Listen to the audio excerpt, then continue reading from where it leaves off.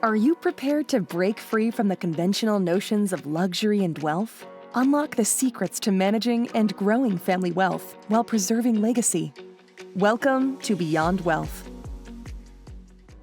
Welcome to Beyond Wealth. I'm your host, Jonathan Fishbeck. We're here today with Kelsey Ferguson, who is a founder and entrepreneur. She really understands the importance of social responsibilities, value, and legacy preservation. Kelsey, welcome. Thank you so much for having me. I'm so excited to be here. Yeah, thank you so much. First, we want to start with kind of a rundown. So, can you tell us the name of your company? Yeah, it's called FunHangs. It kind of came out of just an exciting. I started working with a lot of clients, and the idea of it after we did a brainstorming session or worked on a project or did a day of filming, I would always just leave and be like, "Thanks for the FunHangs," and so the name just kind of stuck. I was like, "Surely that LLC is available, and surely the .com is available." It was, Right. so it kind of Awesome. just worked out. Sometimes you got to work backwards from where you need to be. So Yep. FunHangs just kind of stuck. And then I was like, well, that's a pretty fun name. And Yep. the branding kind of made itself. So That's awesome. That's awesome. And not then, too deep of a story there, just more of a fun thing. Yeah. yeah, no, it's a fun name and fun hangs, right? FunHangs. How long have you been in business? I have been in business. I've been doing what I do, working with various clients in the entertainment industry for over the last decade now. So it's Awesome. kind of just been a rolling thing. Sometimes it takes different iterations over the years, but I've been working on this specific iteration kind of post COVID era. Okay. So, Awesome. everybody kind of shuffled the deck in 2020. And so this is what has come out of it. And it's been such a wild ride ever since. It's been so fun. I'm Awesome. really grateful. Yeah, no, that's wonderful. I'd love to start with you sharing a little bit about that background of the last 10 years and kind of how you got to Fun Hangs. Absolutely. I moved to Nashville actually after college to work in the music industry. You don't know what you don't know. So anyone moving to Nashville with bright eyes and ignorance is like, I'm going to work in music. And it's honestly the best gift. If you ever get an opportunity to just go and do something, do it scared, just go do it. You don't realize how many jobs are available within an industry if you don't have experience in it. So Hmm. it was a really fun exploration process for the first 5 years of really understanding it, learning all the different assets. I got to do so many fun things. I worked on huge award shows to big TV productions to small TV productions with big network companies. And I eventually whittled all the possibilities down to artist management. So I got started kind of working with clients one on one, helping them Hmm. build their brand and really being able to create them in a way where others could receive their talents in a really cool way. So that's what I loved about music. I noticed everything that I had done, I realized, oh, an artist manager actually gets to be involved in every aspect of it, and they get to help someone succeed who has the gift, who's worked their entire lives to develop their talents. And so it appealed to me in many, many different ways. So I did that for the first 5 years or so that I was in Nashville, and I pivoted. I did some other things, but now since I've been back, it's been really cool to use that artist management experience in more of a digital management way. So I kind of just adapted my business to the COVID virtual world. And Hmm. instead of trying to build artists in the music industry and working with labels and publishers, now I find myself working with a lot of speakers, kind of thought leaders, or people who are in the family office space who are really trying to build their life and really build their legacy. So I think it's been a really fun thing that I've been intentional about, is just surrounding myself with people who are really intentional about generational wealth and stewarding what they're able to build and bring. So I'm grateful because now I kind of have it's a build your own agency, Right. right? And the best part about working on your own is you get to choose who you work with. So I'm so grateful. I work with the best people, and it's been really fun to help people realize their dreams in reality. And then Yeah, to and help them oh, steward that and kind of give them the foundation of what they need to be able to steward what they have and to grow on top of that. yeah, and I think a couple of things you mentioned there. I think it's important for everyone to understand, like, in order to have this legacy, in order to be able to preserve what you've built. Your network is so important, and it's great that you finally, you found that network that's supporting you back as much as you're supporting them. That's when you kind of feel that bi-directional love, and great things can happen with people. One of the things that you did mention though was, digital management, right? That's a very broad term, but in 2024 now, and probably for the last 5 to 10 years, it's a lot of brands, a lot of platforms, it's all very much digital, and it's something that's difficult to build, and even more difficult to maintain. So can you talk about kind of digital management, what that means to you, and how you're helping your clients build their brand? Yeah, that's a great question. I love that because this whole idea of probably about a decade ago really started. I mean, you had Instagram just getting going and businesses weren't on Instagram. I remember when it was weird to see, like, oh, this brand just started an Instagram profile. Because back then it was just pictures of food or something, Right. And Yeah. so it's been really interesting over the last decade to see how marketing has changed. And now the digital management side is really just stewarding the available real estate, right? It's digital real estate, and how can you best use what you have?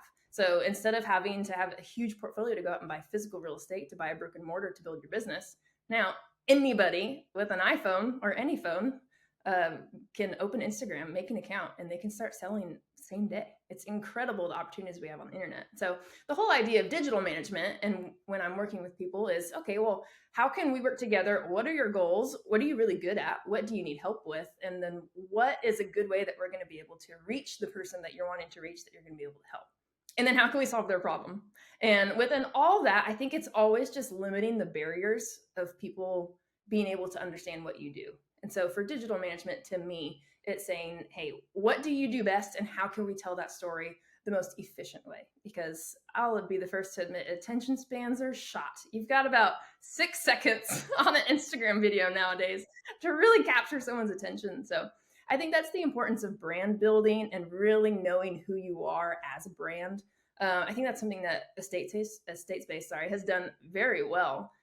Even just a quick Google search. I've known your company for a while, but it pulls up so much really well, like asset management and all these things that can really help a customer. And I was listening to something that you had said prior before this, and you said someone had asked you, why did you create this, and what were you using before in its place? And you were like, there was nothing in this place. People were using 5 or 6 different things, and what we were able to do was to create one central program. And that is the cool part of the innovation that we have on the internet. And so I think digital management, it's all a part of that, right? You said it's such a broad definition, and you're right. You just said it, like what you're doing Right. is technically digital management, right? For portfolios and assets. And so it's kind of interesting. It's just really being able to get somebody's world and be able to show somebody else what that is. Yeah, and so when it comes to you're building somebody's brand, you've gotten to know them. I imagine similar to us, right? You're partnering with your clients, and then they kind of become an extended part of your family and that trusted network.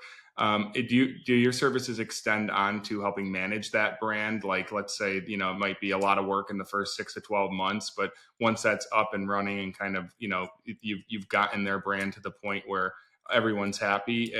Do your services extend on and help them continue to manage that brand successfully? Can you tell us a little bit about, some of those services and that experiences that you've had with some of your clients? Yeah, I think that's a great question. It's always fun to be able to grow with people when you want to grow. And, something I've learned in life is everything is seasonal. And Hmm. so sometimes you get called in to work with somebody for a specific season, and you build something, and then it's built, and then you're like, here you go. Right. Here's your stuff. And then sometimes it expands and it evolves, and you get to grow, and the dynamic might change because you might be pitching something else. If you've built the digital platform and then it just becomes time to sell it or maintain it, it really just depends on what you're trying to do with the brand, on Hmm. how you're trying to grow, how are you reaching your customers, and are you expanding your products? Are you increasing your market reach? I know that you guys are doing that a bit too with the state space, which I think is great. So yeah, I think it's a great question, but super open ended. I love to work Yeah. with people as long as it makes sense, and that you have the Yeah. bandwidth for it also. Yeah, and so you're working a lot with speakers and family offices. As through your experiences there, like, has that been something that you found was kind of an underserved kind of niche market that you found for yourself? And can you tell us a little bit about how you kind of got into, primarily that focus? Yeah, that's another great question. It's so cool because I've been so intentional with living my life so values based. And so Hmm. if you're paying attention to something, you see it more often, right? It's like the whole red car theory. How many Right. red cars did you see on your drive today? None. But once someone asks, you'll see 10 red cars. So it's kind of the same idea to me of how do you find this? How do you niche down? How do you figure out what that niche even looks like? And I think where I was going with that is I've lived my life so values based, and once you start to focus on something, I feel like it's a law of attraction. If you spend time thinking on it, it kind of comes to you. And so it's cool to kind of see how the seasons shift, like I had just Hmm. mentioned, and you start working in one space, and it's kind of just word of mouth. Oh, you should start working with this person. You should start working with this person. And so before you know it, you look around, you're like, wow, I'm working with people who are values driven. They have a firm foundation. They're going for it in life.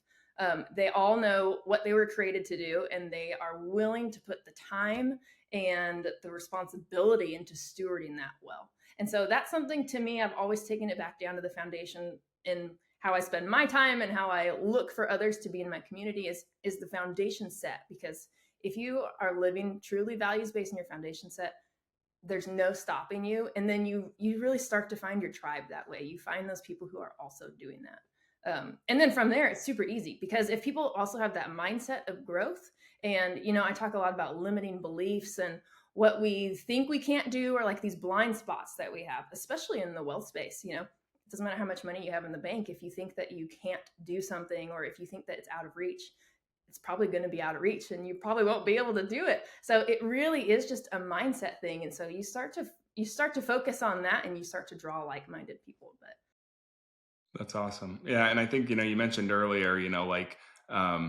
something that I had said a while back, and that there was nothing there when we started, and it took true innovation. And I think but the reason that I feel that, like, I can feel it in this conversation with you so far, is that the core value of why you exist and what you're doing is because you truly care about other people, and that's something that we share together. And I think it's so important, because when you can find that, and you start with the right reasons, then those values, that legacy, kind of can organically grow and blossom from there. So, I'm interested to kind of understand, now that you've been doing this for many years, what are some of do you have kind of a playbook and a strategy as you're going in, like day one, or is it kind of an organic thing that is it a combination of, like, you have a strategy and a playbook, but you're also then learning that your clients, you're working with them, and then kind of growing their strategy in more of their own organic way? Can you kind of share a little bit about how you kind of get started and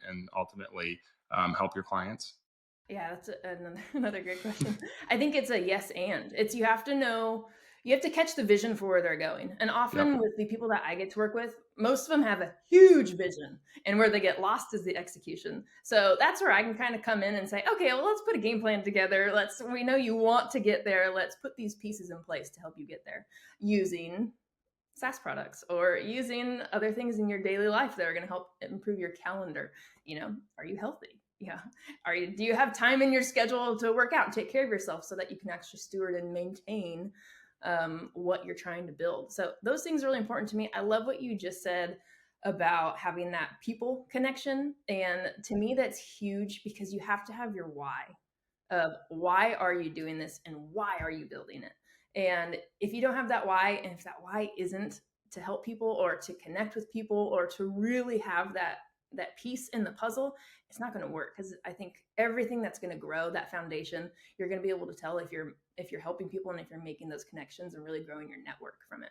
And then from there, Yeah. obviously, grows wealth and the success of the business. So love that you Yeah, did. and so, that's awesome. And so I think as far as understanding the importance of the social preservation of values, which ultimately leads back to family and legacy.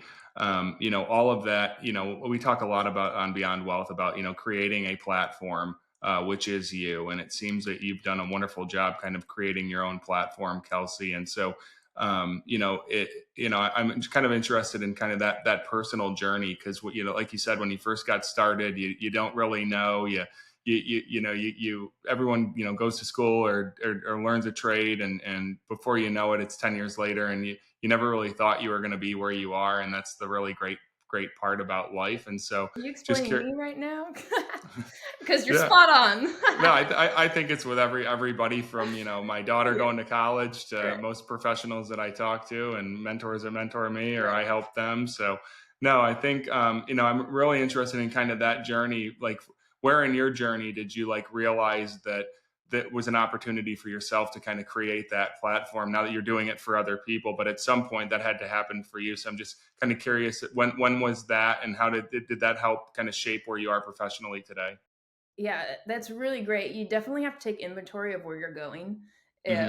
your end goal, and then also do that for your own life. I was about 5 years into the music industry, and my goal was to be the best artist manager in the music industry. And I looked around one day randomly, I had this epiphany, and I thought, there isn't one artist manager I know whose life I want mine to look like. And it was just weird, like, whoa, like almost an out of body experience. And I pivoted very shortly after. I was like, whoa, I need to take a step back here. So that's been the fun journey of kind of getting back into this space of being able to help clients one on one, or like working with these businesses. And I think that something that's so important to me is what I've realized in the last 10 years, like you just mentioned, is I've noticed values in our culture, that our culture, it isn't really celebrating multi-generational building right now. I think especially in the older millennial generation, it kind of started to break down of, for many reasons. But I can look around and I can see that people aren't thinking about their kids or their grandkids as much as I feel like it used to be in the past, because now we're so much more present by not being present on our phones, right? Or we're just building right now, or everyone's just trying to struggle to survive right now. And so I think it's definitely that piece of, how do we get back to really encouraging people, and especially in this space, I think about this question a lot, is what can we do to encourage multi-generational thinking? How can we be setting our children up for success, and how can we be setting them up for success? I know most family offices don't survive past the third generation, right? Because Right. it's just the cycle of making money, keeping money, and then kind of blowing money. And so it's really that, I love that you said the preservations, social responsibility of really preserving those values and passing them on. I know, working with a lot of different family offices, one of the favorite things I've really learned and gleaned from it is the most successful ones generationally are the ones who know their values and stick to them the best. And if Yep. there is any advice I could give to people who are in their family office meetings or the foundation meetings and trying to figure out what to do, like what is the next best step, or if you're a first gen or a second gen and you're really trying to figure out what to do, I would really encourage you, get the family bylaws written down, write them down, stick with those things, because once you know who you are and where you're going, it's really hard to veer from that. And if you keep those values of really maintaining your generational legacy, it's really hard to break that chain. You got to be pretty intentional to break it. So Yeah, no, I mean, and you talk about kind of those bylaws and that family constitution, and that guiding thesis, if you will, that will drive them forward. And it is scary, the fail rate of multi generations, right? I mean, it's pretty tough to get past that third generation, and I think it's a lot of part of responsibility to steward. yeah, it Yeah. is. It is, and then it's finding good people that can really help give you the good advice at the right time, versus maybe a lot of peer to peer advice that I see breaking down in the family office space, versus really just having great advisors that can truly help that family move that wealth and that legacy forward. Right.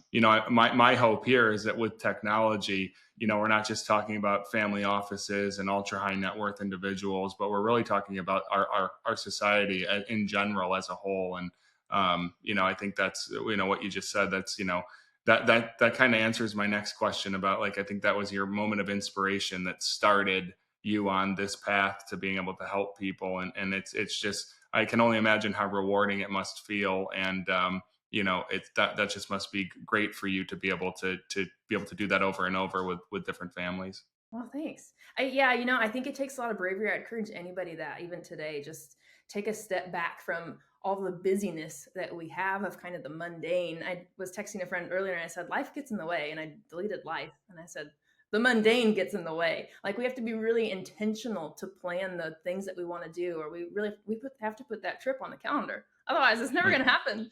And Right. so it's really being intentional about doing those things and taking that account for, okay, is everything I'm building today, is it going to help me get to the picture of success I have for myself? Yeah, and one of the things that I've been coached on that's worked really well for me is using the term of it. I have an aim, right? And so I'm aiming for something, and my aim is going to change. Life is going to get in the way. Mundane's going to get in the way, and Mhm. but always being steadfast in that aim will serve you well, and then you'll get somewhere, and then your aim may change. And so that's why it's just again really important to maintain that network for that longer term, and and putting strategies in place that will allow you to continue to evolve, because ultimately that's what we're all doing here together, right? Definitely. What do they say? It's easier to turn a rolling car than a stopped car, right? Pivots Right. are great. It's always good it's easier to move than to start. So I think Right. if you start and you're able to check in with yourself and make sure that your values are consistent, and you can usually tell, and especially generationally, like, are there patterns in your family line? Do you see yourself falling into the same cycle every year or two as you're building and growing a new business? Um, did your parents do that? Did your great grandparents do that? And so I think that kind of ties back into the limiting beliefs of, if we can look at the things that have actually held us back, like if we think we can't do something, or Right. if I say I'm going to build a business, but they always seem to fail after 2 years, well, they probably will fail after 2 years.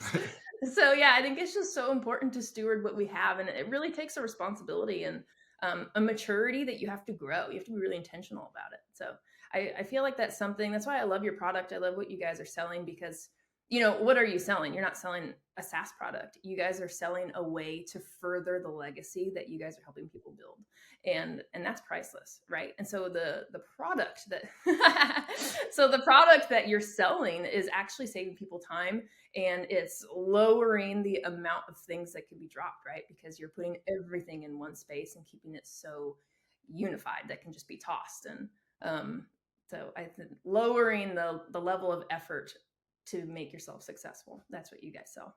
In my Right. opinion, do you agree? Is No. that what you guys No, sell? no, no, no. You understand me, and us, so that's wonderful. Yeah, yeah, yeah. Yeah. What would you say you sell at Estate Space?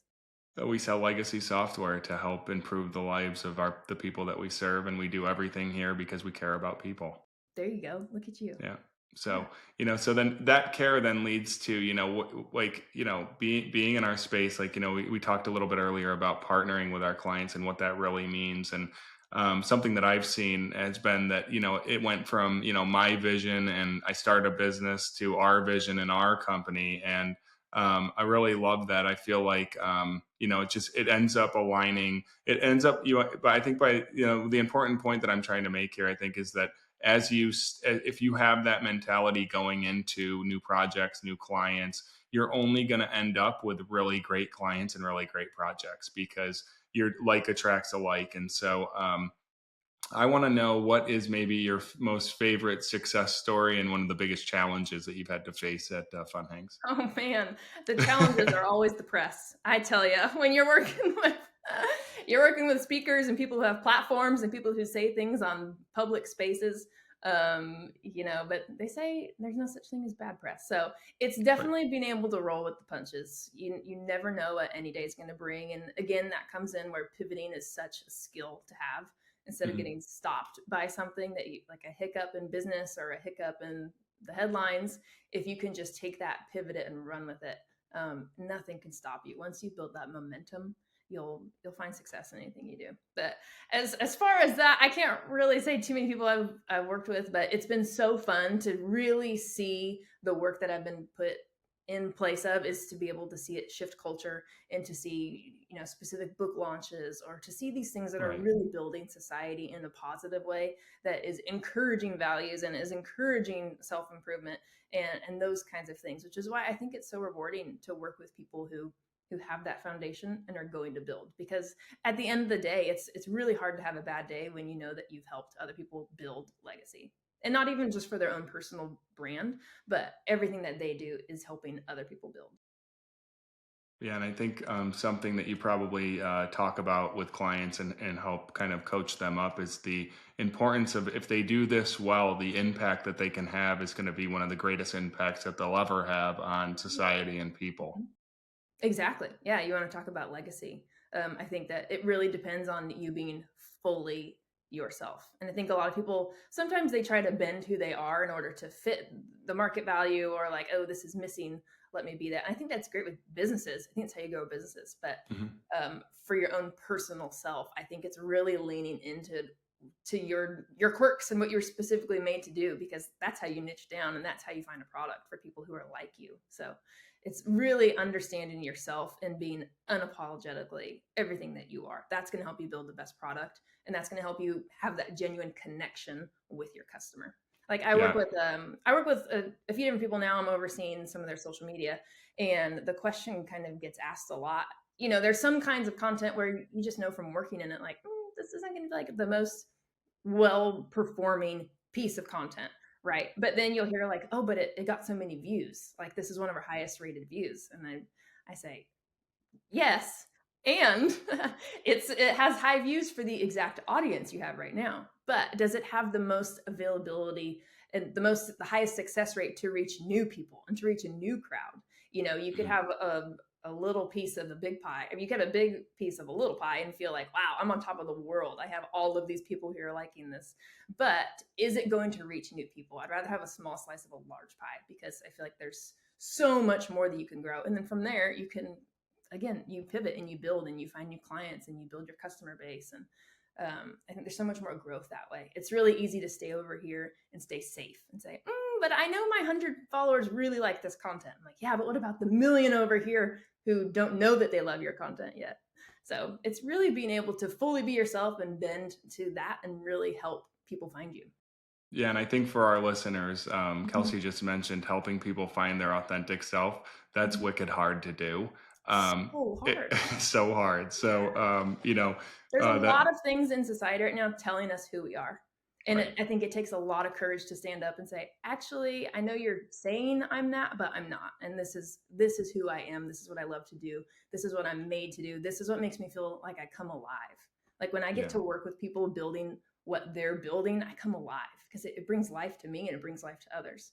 And so it definitely takes courage to figure out what that is. And is it self-serving? Are you helping yourself grow? Are you becoming a Right. better person? Are you a better dad? Are you a better mom because of this? You know, how can we use our individual strengths to really, once we're fully who we are, I feel like everything in life overflows from that. It does, and I think one of the beautiful parts about the aftermath of that is that once you've found that authentic self for somebody or in yourself, no one can ever take that work away from you. So you may get a different job one day, you may be in a different place in life, but that authentic self stays with you for a lifetime, which is Yeah. so important. So And I don't think you'll um, regret that either. no, you won't. It's the best work that you can do for yourself, and if you There can you go. find someone like Kelsey to help you get there, then you should do that You don't need me. immediately. You can do it yourself, but I'm happy to help. Right. Yeah. And so, one of the things that I'm big on is, opportunities, right? And Mhm. so, whether it might be a positive thing that happened, or it could be, you got punched and you're trying to roll with it, those are always opportunities. Is there something that's like, in the last, 6 to 12 months where you've had something that happened that kind of led to a new opportunity, and you've kind of changed you've pivoted a little bit on the way that you're kind of helping and managing your clients? Yeah, multiple times. Again, it goes back to that headline thing.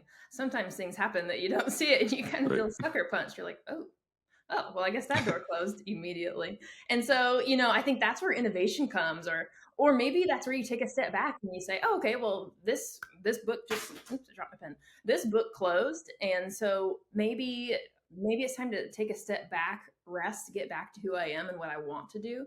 Um, and then from there, it always happens, right? I think the right doors are always going to open to you, especially if you're staying positive and you're keeping that mindset, that growth mindset. You're surrounding yourself with people who are growing.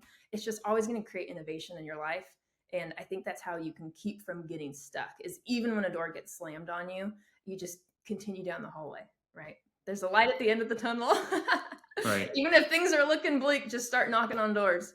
Doors are open to people who knock on them. So So now I want to go beyond wealth, and I want to understand how do you, Kelsey, how do you maintain a healthy work-life balance? That is a great question. I just this last week, I started using, the things on iPhone, there's like do not disturb, all the focus modes. Yeah. I added now they do custom focus modes. I'm probably super behind on this. Sorry if I'm very behind. But, I noticed that there is not a way in settings to turn app notifications off for certain parts of the day. And I Googled it. I checked everything. Very hard. If you know how to do it, please feel free to reach out and let me know. But I figured out a workaround is if I turn a focus mode on that starts at nighttime at 6 or so, and it shuts off the work apps. And so now, and I put a little smiley face on it. So now my phone after 6 o'clock has a smiley face, which I think is just funny.